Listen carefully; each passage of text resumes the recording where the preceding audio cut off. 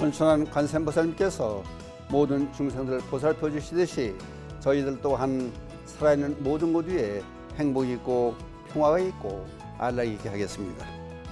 나무라 타나다라야야 나마갈래 바루기제 세바레사바. 둘째 여러분 반갑습니다. 만국의 공덕주님들을 비롯해서 이 시간 함께하고 계신 불자님들께 날마다 좋은 날 되시기를 먼저 기원드리겠습니다.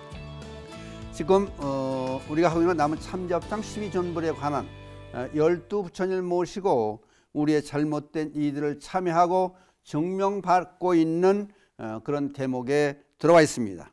오늘 두 번째 시간으로 두 번째 등장하시는 부처님이 보광왕 화염조불입니다.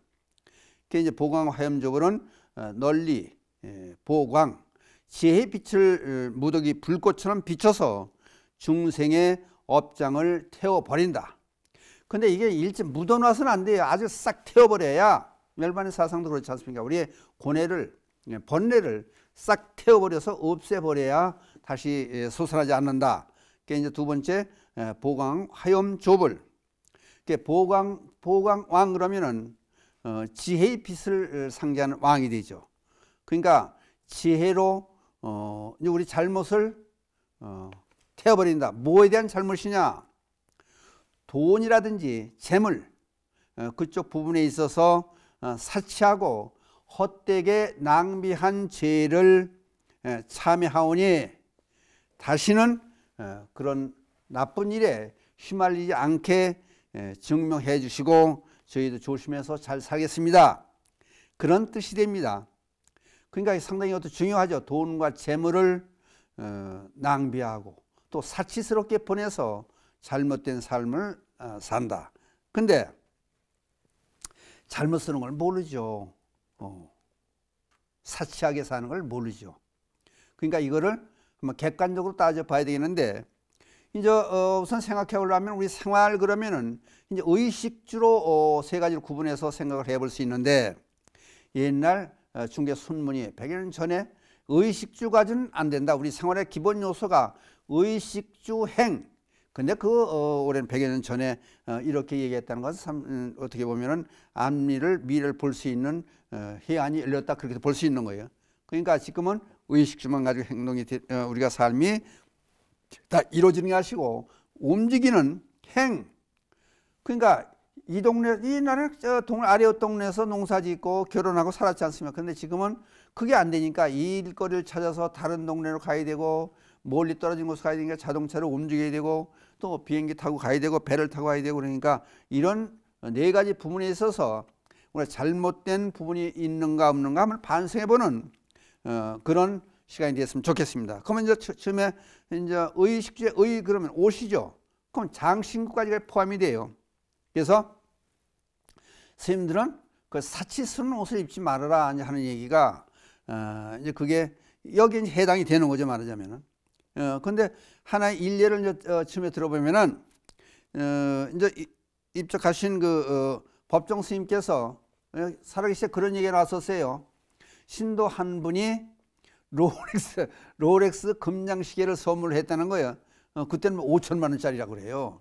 그걸 선물했는데 나를 왜 여기다 묶어 놓으려고 그러느냐, 도로 가져가라고 도로 보냈다는 거 아닙니까? 그래서 지금에 이제 인터넷 가서 제가 봤습니다. 그럼 롤렉스 금장시계가 가치가 얼마나 있나 봤더니 지금 현재 8,200만 원이에요. 근데 예를 들어서 8,200만 원짜리 시계를 차고 다녀요.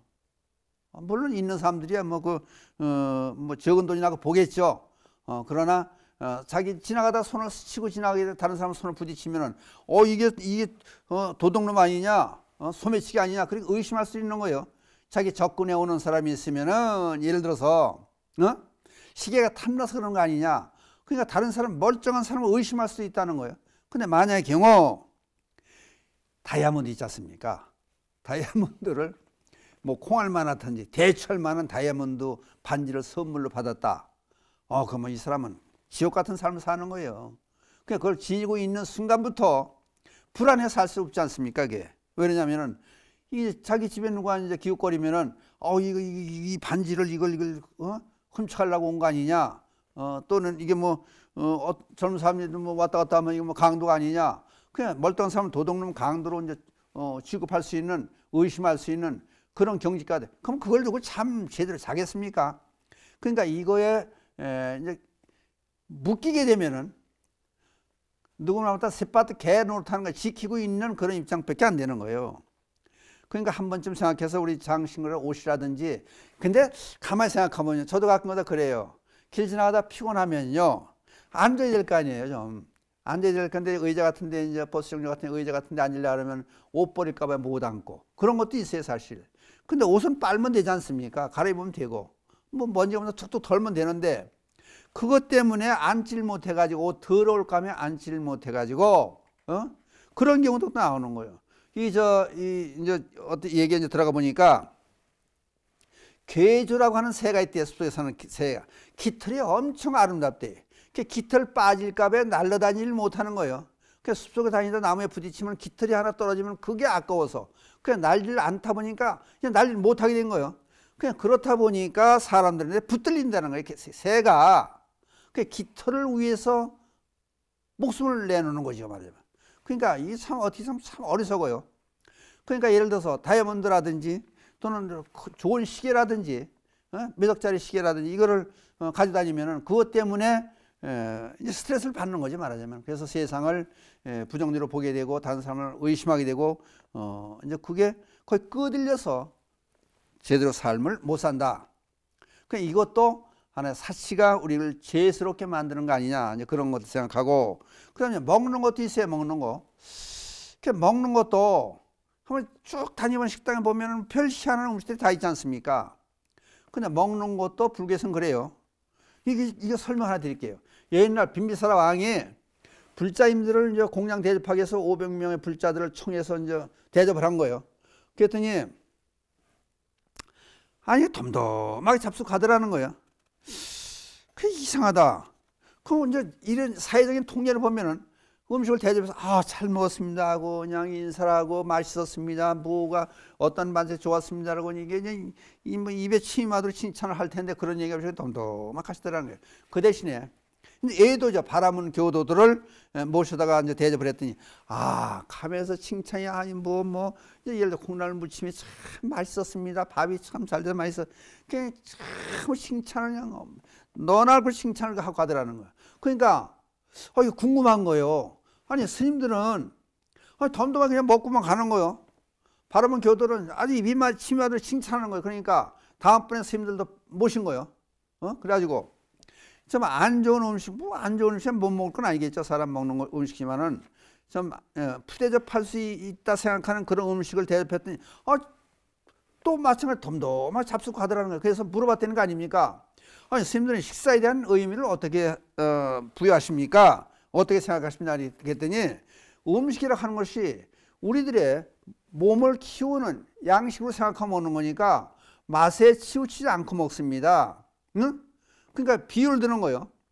아궁이에 불을 때는데 아니 젖은 나무 마른 나무 상관하지 않지 않습니까? 그냥 불만 자 지펴 떼면은 그걸로 만족한 거 아닙니까? 그러니까 맛있다 맛없다 거기 끄들리면 안 된다.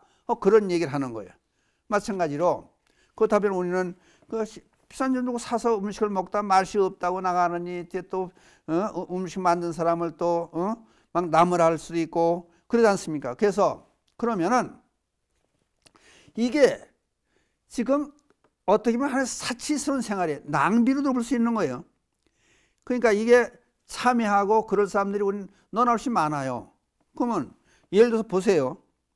음식물 찌개기를 내보내는데 지금 하루 동안 전국에서 1일 내보내는 음식물 찌개기가 13,000톤이나 되는 음식물 찌개기를 내보낸다는 거예요. 그러니까 연간 음식물 찌개기로 쓰레기로 내보내는 걸 값으로 따지니까 20조 원이 된다는 거예요. 20조 원을 쓸데없이 버리는 거예요. 그러니까 먹을 만큼만 먹고 자기 양에 맞춰서 먹어야 되는데 쓸데없이 지쳐 남기고 버리고.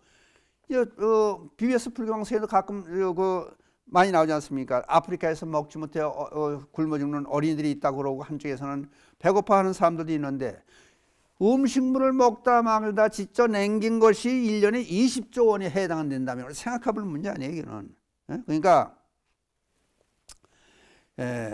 두 번째 얘기하는 보강 화염조부를 이렇게 이제 읽으면은 우리가 천수경 읽다 여기 대목이 나오면은 내가 혹시 삶에 살아가는 중에 혹시 잘못되게 낭비하고 사치하고 헛되게 쓴 건 없지 않느냐, 그거를 반성해 보라는 거예요. 그러면은 예를 들어 그 생각이 적어들면은 어려운 사람을 생각하게 되고 또 도움을 줄 수 있는 참단 불자가 될 수 있다는 거예요. 또 집도 마찬가지예요. 집도 지금 아파트 값이 무슨 뭐 몇십억이라 된다든지 저 강남에 어디 간다면 뭐 지층에서 얘기하는 건 좀 이상하지만은 전세로 사는데 뭐 70억이다 80억이다 이해가 안 되는 경우가 많아요. 근데 예를 들어 두 식구다, 세 식구다. 근데 어떤 데 가정법에 가서 보면 방이 4개 5개 될 때가 있어요. 그럼 다 필요하지 않는 거 아니에요. 그러니까 그냥 차지하는 것만 많이 차지하고 앉아가지고 그것도 일종의 낭비가 되지 않느냐, 그 사치가 되지 않느냐, 그런 생각을 하는 거예요. 그 자동차도 마찬가지죠. 아까 의식주 행에서 자동차까지 우리 생활의 필수품이라고 이제 생각을 하다 보면은 그것까지 생각할 수 있지 않느냐. 이제 그걸 얘기하다 보면은 전에 뉴스에 나온 거 여러분들 근데 우스갯소리 같은 거 한번 해볼게요. 남편이 차를 몰고 가는데 옆에 앉은 여자가 다른 여자들이라는 거예요. 그러니까 마침 그때 차를 운전하고 하던 부인 눈에, 남편이 눈에 띄었는데 옆에 앉은 사람이 모르는 여자가 있더라. 그러니까 운전해 가서 차를 아니 충돌해서 뭐 박치기를 했다는 거 아니에요. 화가 나니까. 근데 그 차가 뭐 5억인가 6억짜리 차래 둘 다. 뭐 돈이 뭐 몇백 몇천억 있는 사람들이야. 그건 뭐 매덕이 대수롭지 않겠지만은 이런 것들이 사회적으로 봤을 때 문제가 되는 거 아니냐. 쓸데없는 사치 낭비해서 이거 세상을 혼란스럽게 만드는 그런 우애감을 조성하는 그런 일도 아니냐. 그러니까 한번 좀 생각해 보는 거예요. 내가 돈이나 또는 재물로 쓸데없이 사치하고 헛되게 낭비한 죄는 짓지 않았느냐. 그걸 한번 좀 생각해 보는 거예요. 아까 이제 의식주 또는 자동차 문제에서 4가지 문제에서 생각을 해본 거예요. 그러니까 한 번씩 생각해 보고 검소한 생활이 우리들을 바르게 살 수 있다. 그러니까 조금 여유가 있으면은 이게 이제 다른 사람을 어렵게 사는 사람을 도와주는 것도 우리의 할 일이 아니냐. 이제 그 생각을 해보면서 이제 두 번째 보강 화염조불에 대한 말씀을 드렸습니다. 그러면 이제 한 군데 너무 묶여 있으면 안 되니까 이제 세 번째로 넘어갈게요. 일체 향화 자재료광 불. 세 번째가 되는 거예요. 일체 향화 자재료광 불. 이거는 일체 진리 향기를 마음대로 뿌려서 진리의 향기를 마음대로 뿌려서 세상의 더러움을 없애주겠다. 이제 그거를 다짐하면서 모시는 부처님이 일체 향화 자재 료광불. 그럼 향화, 이게 향. 그냥 향, 좋은 냄새나 좋은 빛을 바란다. 그것은 불교에서 계행을 제대로 지켰을 때 빛이 난다. 그거 되는 거예요. 그런 예로 이런 얘기는 있지 않습니까? 꽃의 향기는 바람의 역풍이 불면은 꽃의 향기가 맡을 수 없겠지만은 반대편에서 저 바람이 불면은 꽃의 향기를 맡을 수가 없죠. 근데 사람이 계행을 잘 지켜서 제대로 된 사람에서 나오는 그 인품에서 나오는 향기는 그것은 바람에도 좌우치 않는다. 어디고 다 그 영향을 미칠 수 있다. 참되게 사는 사람의 역할이라고 하는 것은 사방으로 동서남북 사방으로 그 영향이 미쳐간다. 계행을 바르게 잘 지킨다고 하는 것이 그만큼 중요하다. 그럼 계행을 잘 지키면 어떻게 되느냐? 계행을 잘 지키면 어떻게 되느냐? 불교에서 얘기하는 계행이 잘 되면 계정계 사막이 세트로 작용을 해요. 계를 잘 지키고. 그러면 우선 불교가 참 위대하다고 하는 것이 그럼 기본이 되는 5개를 보세요. 살도 음망이에요. 그것이 불교 믿으라는 얘기가 여기 없습니다. 살생하지 말고 다른 생명을 존중해줘라. 그리고 살려줘라. 그것이 이제 계행에 대한 해석이고 그다음 살생.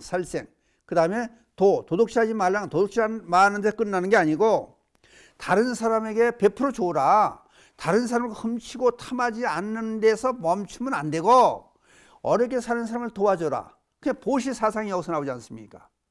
그리고 살생하지 말라는 데서 나오는 게 방생 아닙니까? 살려주라는 사상이 되는 거죠. 그 다음 그러면 부부간에 사랑하고 부부만 사랑하는 게 아니라 인류를 발휘하고 국가 민족을 사랑하고 이웃을 사랑하고 그러니까 그게 사랑의 기운이 자비로 불교는 자비의 실천으로 넘겨서 모든 사람을 전부 다 보살펴주는 그런 마음으로 확대를 시켜라. 그거예요. 망어 거짓말하지 않는 대신에 그걸로 끝나는 게 아니라 제대로 된 말을 전해주게 해라. 그러니까 제대로 된 말이 그러면 진리의 말이라고 하는 것을 정의를 내려보면요. 어떤 게 진리의 말이라고 할 수 있겠느냐 하면 시간과 공간을 초월해야 된다. 그럼 시간적인 입장에서 보면은 1000년 전에 했던 말씀이나 1000년 후에 한 얘기가 똑같이 맞아떨어져야 돼요. 그러니까 부처님의 말씀이라 하는 것이 3000년 전이나 지금이나 똑같이 적용될 수 있다. 그러니까 이것이 진리의 첫째 조건에 합당하는 거예요. 그 다음에 두 번째 공간적인 개념을 초월해야 된다. 소련에서는 되고 미국에서는 안 되고 또 우리나라에서는 그럴까 말까 하고 이건 아니지 않느냐. 그러니까 미국을 가든 소련을 가든지 한국에 오든지 어느 곳을 가든지 적용이 될 수 있는 맞아떨어질 수 있는 그런 말씀이 되어야 된다. 그러니까 부처님 말씀 미국에서는 되는데 적용이 되는데 우리나라에서 안 된다. 이건 진리라고 될 수 없는 거예요. 그러니까 언제든지 시간과 공간을 초월해서 항상 가치가 있을 수 있어야 진리의 말씀이다. 그건 부처님의 말씀이라고 하는 것이 어느 곳을 가든지 어느 때라든지 관계없이 항상 우리들의 삶의 지침이 될 수 있고 바른 실천사항이 된다. 그럼 그게 진리예요. 그러니까 부처님의 말씀을 전해준다는 거 하는 것이 그 좋은 향에 비유를 하는 거예요. 개정해, 개향, 정향, 해양, 해탈향, 해탈, 식연향, 5분 향에서 그런 얘기가 나오지 않습니까? 그러니까 계를 지키는 것을 향에 비유를 한다. 근데 여기다 이제 잘못돼가지고 예를 들어서 향 그러니까 향수 뿌리고 다녀서 이상한 애들 피고 다니라는 얘기는 아니에요. 그거는 다른 사람을 유혹하는 삿되게 만드는 그런 방법도 되지 않습니까? 그러니까 일체형화 자제료한 거 자제라는 게 뭐예요? 자제 마음대로 할 수 있다. 그러니까 십자제를 들 수 있어. 행으로 종으로 10가지 딱 집어서 얘기하는 게 아니고 행으로 종으로 아무렇게나 해도 마음대로 할 수 있다. 그게 우리들이 삶에서 모든 조건을 충족시킬 수 있는 그런 길로 가려면은 우선 개향 행동의 규범을 부처님이 말씀하신 행동의 규범을 제대로 지킬 수 있는 그런 몸 불자가 되면은 제대로 된 삶을 살 수 있을 것이다. 그래서 일체향화 자제 료광부는 일체의 진리 향기를 계를 지켜서 세상을 어지러운 세상, 잘못된 세상, 더러운 세상, 이 세상을 구해내겠다고 하는 그런 마음이 필요하다. 그런 실천이 필요하다. 그래서 이제 여러분들 한번 생각해 보세요. 이제 일체 향화 자제료광부 이 항목을 이룰 때는 이제 계행을 잘 지키자. 그래서 빛신하게 생활의 빛이 돼 가지고 사회를 밝히는 그런 사람이 되고자 하는 그런 각오도 함께 필요하다.